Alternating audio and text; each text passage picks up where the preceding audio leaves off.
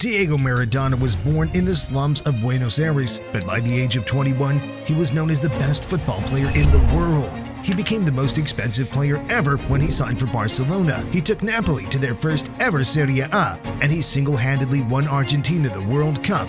But despite the legacy he left, his career was a constant battle against discipline, drugs, and alcohol, which saw him forced out of Barcelona, Napoli, and eventually the Argentinian national team. So, how did all this happen? How did Diego Maradona become the greatest and also the most controversial football player of all time? This is the beautiful tragedy of Diego Maradona.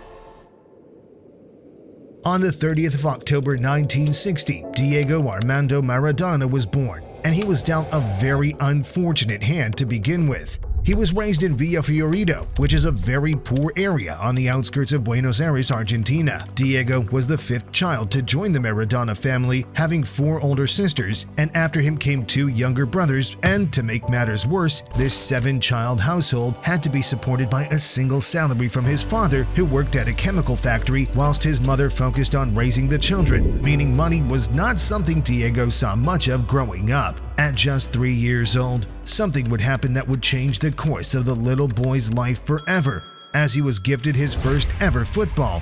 And that was the day the obsession began, as Diego started to fall in love with the game. He started playing for his hometown club then. At the age of 8, he went for trials at Argentinos Juniors, and he performed so well that the coaches didn't believe he was only 8 years old, so they made him bring his passport to prove that he wasn't lying. After this, the coaches at the academy realized they had a gem on their hands, and they decided to devote themselves to training him to become the best player possible, as even from just 8 years old, it was very clear that Maradona had magic in his boots. As Diego grew older, he started to get more eyeballs on him, as he soon became a local celebrity, leading his youth team to over 140 victories in a row. He was so good that by the age of 12, the senior team would call on him to perform skills and tricks at halftime of their matches, as he would leave the spectators mesmerized. By this point, it was very clear that Diego was well on his way to the top of football and was going to escape the poverty that he was born into, because at just 15 years old, he became the youngest player ever to play in the Argentine First Division, as he officially became a professional football player. 10 days before turning 16, Maradona made his debut for Argentinos Juniors and was handed the number 16 jersey. Just a couple minutes after entering the pitch, he put the ball through the legs of his opponent Juan Domingo Cabrera, which was a symbol of the greatness the world would witness over the course of his career. After this, Maradona said that during the game, he felt the sky in his hands, and things only got better from there as he continued to grow in the team. He was soon given the nickname El Pivo de Oro, which directly translates to the Golden Boy, and less than 1 year later, after his senior debut, he got a call-up to the Argentinian national team, where he made his debut at just 16 years old. To put this into perspective, Lionel Messi was 18 when he made his debut for Argentina. But despite getting better and better playing in Argentina, Maradona wasn't called up for the 1978 World Cup, which Argentina went on to win, leaving Diego with a feeling of anger and frustration, but he would just use this as fuel to work harder. Over the next few years, Maradona went on to create a legacy at Argentinos Juniors, as he went on to play a total of 167 games and scored 115 goals. But despite his individual brilliance, he was unable to lift any silverware during this time with them. But this was all about to change, as the biggest clubs in Argentina were after the now 20-year-old superstar's signature. Maradona had the choice between River Plate, who were dominating Argentinian football, and Boca Juniors, who were struggling, but like you'll see throughout his career, Diego preferred to play with the odds stacked against him and opted for a $4 million move to the club he supported as a child, Boca Juniors. Maradona scored twice on his debut and carried this momentum through the season, where he went on to score 28 goals in 40 appearances, leading Boca Juniors to the league title, meaning Diego Maradona finally conquered Argentinian football, and now he was ready to conquer world football, as the upcoming summer had a World Cup to play, and this time he got the call-up. But even more than that, he was being looked at as the man who could carry Argentina to glory, as he was now considered a football superstar. But this wouldn't go quite to plan, as this tournament would end in tears and a brutal red card. Now, the story of Maradona is one of the craziest roller coaster stories of any football player, and it's about to start getting really wild. But before that, I want to make a deal with you because I really want to hit 100,000 subscribers this year. So, if you think Maradona is one of football's greatest ever players, subscribe. If not, wait until the end of this video and trust me, I'll change your mind. Sounds fair?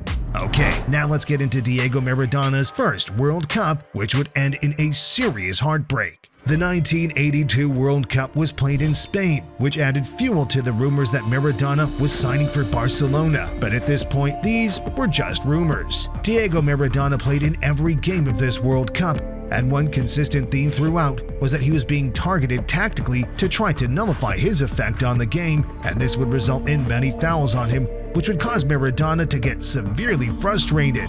Argentina lost the opener to Belgium, won the second game against Hungary, where Maradona picked up 2 goals and then beat El Salvador 2-0 to progress to the second group stage. A loss to Italy meant that everything rested on the 5th game of the tournament, where Argentina faced off against Brazil.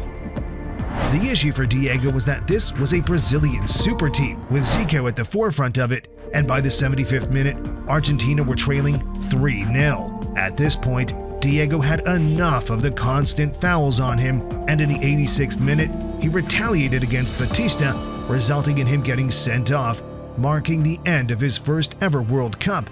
But after this heartbreak, Diego didn't need to fly back to Argentina because he was just announced as Barcelona's latest signing for a world record fee of £5 million. So at only 21 years old, Maradona was ready to take over La Liga, but things wouldn't go exactly to plan, as within his first season, he contracted hepatitis, which ended up sidelining him for 3 months. But despite this, Maradona returned and would manage to end his first season with one of the most iconic performances Barcelona fans have ever seen. During the El Clasico, Spanish football's fiercest rivalry, Maradona put on such a masterful performance and scored such an amazing goal that for the first time in history, Real Madrid fans applauded a Barcelona player, as all they could do was sit back and watch in awe. This is something that has only ever occurred once since then with Ronaldinho, which shows the magnitude of this moment. Maradona and Barcelona finished the season strong, lifting the Copa del Rey and managed to play 35 games and register 23 goals for the season. So heading into his second season at Barcelona, he was hoping to remain fit and get even better. But this is where we are introduced to a villain in the story of Diego Maradona, who goes by the name of Andoni Goicoechea, also known as the Butcher of Bilbao. At the start of the season, Barcelona faced Athletic Bilbao in the league, where Goicoechea went into Maradona with an extremely reckless tackle and ended up breaking his ankle. This tackle could have ended his career on the spot, and Goicoechea still showed no remorse. In fact, he keeps the boot he used on display in his home as a memory of when he injured the best player in the world.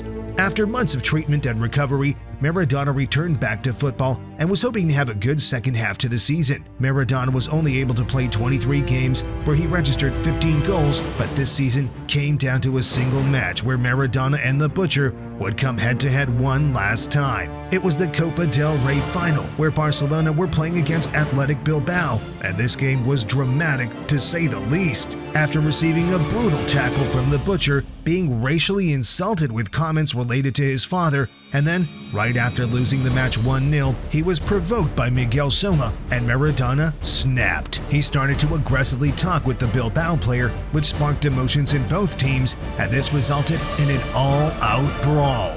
Maradona headbutted Sola, elbowed another player in the face, and then kneed a third player in the head, knocking him out cold.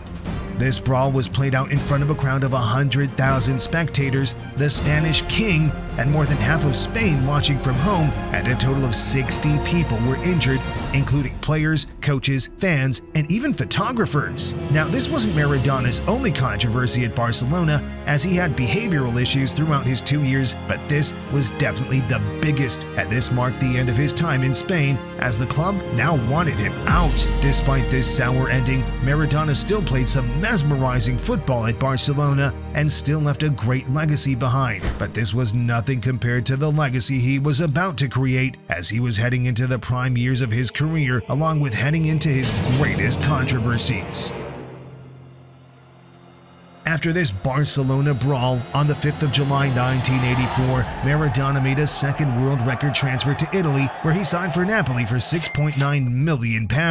Now, this move didn't make much sense from the outside because Napoli were not a big club at all. They had only ever won 2 Coppa Italias in their entire history and had never won a league title. The season before this, they just survived relegation, finishing a point above the drop zone. At this time, the Serie A was regarded as the toughest league in the world, with the northern clubs dominating the league, and this north versus south battle in Italy was very significant, as the northern and central cities were richer, and the people felt a sense of entitlement over the southern working-class cities. So, why did Maradona move to Napoli? Well, he saw a city and a team that went through the same struggles he went through growing up. It was a dysfunctional but passionate city. They suffered from mass poverty, unemployment, and organized crime, and Maradona felt a connection to this. On his first day, he said, "I want to become the idol of the poor children of Naples because they are like I was when I lived in Buenos Aires." The connection Maradona felt with the city was a two-way connection,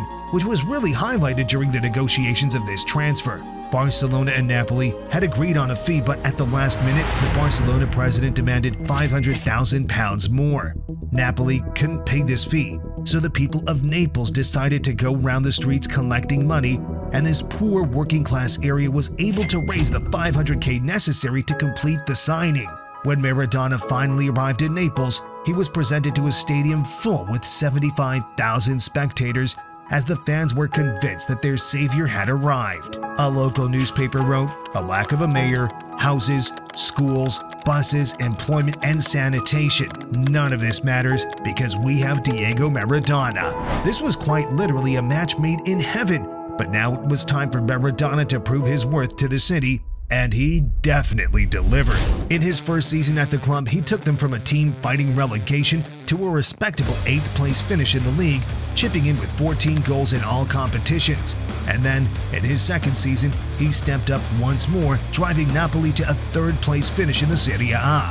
They were getting close. Maradona was able to inspire hope in the city as he was playing at a level Napoli had never seen before. Nobody could dribble like him, nobody could take a free kick like him, and it seemed like nobody could stop him, especially heading into the 1986 World Cup, as he carried this momentum to almost single-handedly win his country the World Cup. The 1986 World Cup has gone down in history as Diego Maradona was able to produce some of the greatest and also some of the most controversial moments in football history in a single tournament. This was hosted in Mexico, and Maradona was clearly the best and most dynamic player throughout it. In the opener against South Korea, Argentina won 3-1, where Maradona recorded all 3 assists. They drew the second group game to Italy, where Maradona scored the only goal, and they defeated Bulgaria 2-1 in the third group game, where Maradona assisted the winning goal. A 1-0 victory in the round of 16 against Uruguay meant that Argentina would face England in the quarterfinals, and this game went down as one of the most iconic in World Cup history. If there was a single game that could sum up the life of Diego Maradona, it would be this one, as he scored both goals to beat England 2-1. The first goal is known as the Hand of God, where he hit the ball into the net with his hand in a moment of blatant cheating that wasn't caught. And then, just 5 minutes later, he scored what was later voted as the goal of the century, where he dribbled from his own half, beating 5 England players, and then put the keeper on his backside to slot the ball into the net. This controversial goal against England carried more weight than just football, as there was the Falklands War going on at the time between England and Argentina. So this really meant Diego became the villain for the English, but he didn't care. He was on to the semi-final to face Belgium, where he scored both goals in a 2-0 victory, and then, to round the tournament up, Argentina faced West Germany in a thriller of a final, where Argentina won the game 3-2, with a later winner assisted by none other than Diego Maradona, meaning he was lifting the World Cup as the captain of Argentina. Now, this tournament performance from Maradona has to go down as one of the greatest individual performances in any international tournament, as he attempted a tournament best of 90 dribbles, 3 times more than any other player. He was fouled a record of 53 times, and he scored or assisted 10 out of 14 of Argentina's goals, securing him the Golden Boot and cementing himself as a national hero and one of the greatest football players to ever grace the pitch. But despite cementing his Argentinian legacy, Maradona still had a city to save, and as he headed back to Naples and was ready to conquer Italy once and for all. Diego Maradona, now 25 years old and captain of Napoli, returned from the World Cup in the 86-87 and did the impossible with Napoli as he led them to their first ever Serie A title. And not only this, because they also won the Coppa Italia, meaning in a single season, Napoli doubled the amount of trophies in their club's history and won their first ever league title. This title was so significant because no southern Italian team had ever won the league until now, and the city of Napoli truly enjoyed this victory. It was like all the problems they had disappeared. There were weeks of street parties, murals of Maradona were painted around the city, and many newborns were being named in his honor. In the next season, Napoli finished second place, and Maradona finished as the league's top scorer, despite his position being that of an attacking midfielder. In 1989, Napoli finished runners-up in the Serie A for a second time in a row, but this year they achieved European glory as they lifted the UEFA Cup, and Maradona scored a penalty in the final. Then, in 1990, Diego Maradona did it once again, as he captained Napoli to their second Serie A title, whilst chipping in with 18 goals for the season. This meant that for 5 years in a row, Napoli finished in the top 3 in the Serie A, which really shifted the narrative that there was on the southern Italian clubs. These years at Napoli are really looked at as the best years of his career, with moments of genius that would live on forever, like the 40-yard volley against Verona, the hat-trick against Lazio, which included a beautiful chip and a goal directly from a corner, the one-step free kick to secure their first win over Juventus in over 12 years, and so many more. Every opponent Maradona had faced had the same thing to say about him. Paolo Maldini said he was the best opponent he had ever faced. The Brazilian legend Zico said he was the best of the lot, no question. I saw Maradona do things that God himself would doubt were possible. And Michel Platini, the French legend, has even gone as far to compare Zidane to Maradona by saying, what Zidane could do with the ball, Maradona could do with an orange, really highlighting the level at which Diego played at. By this time, he had truly become the king of Naples, a place where football is religion, and Maradona became God. But this went beyond just football, because he was a man of the people, as he had come from a poor background himself. He was politically active and never hid away from defending the poor, which is why he became well known for his off-the-pitch acts of charity, as he often supported local causes and underprivileged kids. But as much as Maradona had this perfect image, there were lots of controversies going on in his life, which, to this point, hadn't been too public. But heading into the 1990 World Cup, Maradona would make one mistake that would cause his career to spiral, and he would just jump from one controversy to another, eventually receiving a 15-month ban from football.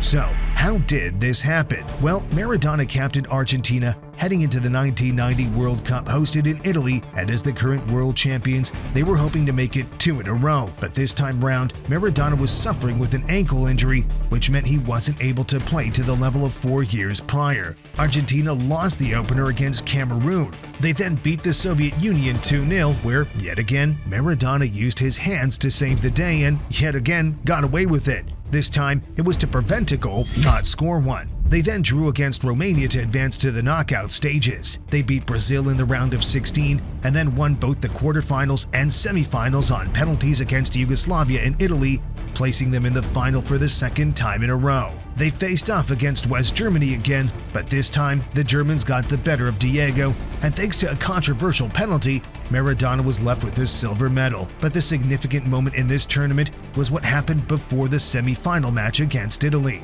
You see, Maradona wanted to try and get the edge over Italy, and conveniently, this game was being played in his own city, Naples. So in an attempt to get the stadium to support the Argentinians, Maradona called out to the people of Naples, telling them that they should support Argentina and not Italy because of the way the north of Italy has treated Naples over the years. This might have worked on the day to progress to the final, finals, but this did not sit well with the Italian press. Overnight, Maradona lost all political protection from the press, the judiciary, and even Napoli Football Club, as it had been the case that Maradona had been living a life full of controversy, but this was being kept out of the public eye up until this point. It had been made public that Maradona had been a frequent drug user and loved to party. As a result of this lifestyle he lived, he would often miss or turn up late to training. He would return from holidays late and out of shape, and he would sometimes even miss matches. It had also come out that Diego had links with the Italian mafia, which further fueled the issues. Up until this point, these issues had all been kept relatively quiet,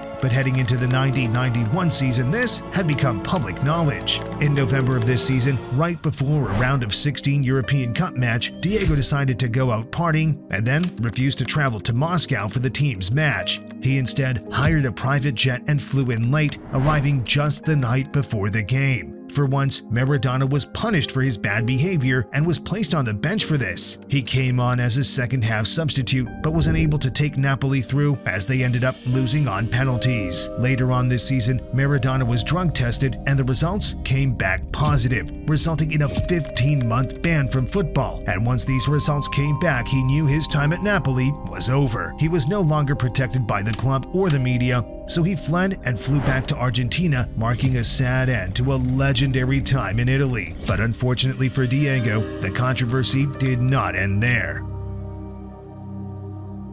After serving his 15-month ban from football in September of 1992, Diego Maradona announced his return by signing for the Spanish club Sevilla. But this wasn't the same Diego Maradona. He was now 31 years old, and the lifestyle he lived had taken a toll on him. He played 30 games for Sevilla that season and scored 7 goals before transferring back to Argentina to sign for Newell's Old Boys. Now, it was 1994, and Maradona received the call-up to what would be his final international tournament for Argentina as the World Cup was taking place in the United States. Maradona scored in the opening victory against Greece and picked up an assist in the second game, which was a 2-1 victory against Nigeria. But after this game, he was called in for a drug test and, to little surprise, he tested positive, meaning he was sent home from the World Cup and received yet another ban from football. This ended up being the last game he would play for Argentina, finishing his international career with 34 goals, 91 appearances, and 1 World Cup. After this ban, he did return to football and rejoined Boca Juniors for a 2-year stint, playing 32 games, but he was dealing with a variety of issues by this point, notably struggling to control his weight. On the 20th of October 1997, the day finally came where Diego Maradona decided to finally hang up his boots and announce his retirement from professional football. Now, since his retirement, a number of things have happened in Maradona's life. In 2000, Napoli retired Maradona's iconic number 10 jersey in his honor. Also in 2000, Maradona was named as the player of the century, garnering 53% of the total votes, whereas Pelé only received 18%. In 2003, Argentinos Juniors renamed their stadium after the legend. In 2008, Maradona had a 2-year stint as the Argentinian national team manager, taking them to the World Cup quarterfinals in 2010. And then, on the 25th of November 2020, at 60 years of age, Diego Maradona suffered a cardiac arrest and died in his sleep at his home in Buenos Aires. This was a moment that sent a shock through the world of football, as the sport lost arguably its best ever player, and a player who left a legacy like nobody else. After this, Napoli officially renamed their stadium to Stadio Diego Armando Maradona as a tribute to their legend. And it's safe to say that no matter what, Diego Maradona will live on forever in the hearts of football fans. He is eternal.